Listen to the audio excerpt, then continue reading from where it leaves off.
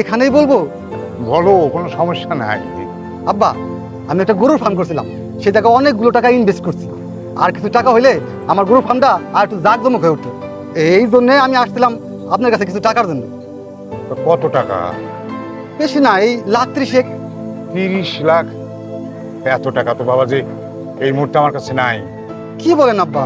আপনি না কয়দিন আগে পেনশনের টাকা উঠাইলেন? বাবাজি, পেনশনের টাকা তো আমার ছেলে নিয়ে গেছে তার ব্যবসায় ইনভেস্ট করার জন্য। আব্বা, আপনি কাজটা কি করলেন? আপনার ছেলে চাইলো আর সব টাকা দিয়ে দিলেন। আপনি একবার আপনার মেয়ের কথা চিন্তা করলেন না, মেয়ের জামার কথা চিন্তা করলেন না। আপনি কেমন বাবা? না না, তুমি রাগ করো না বাবাজি।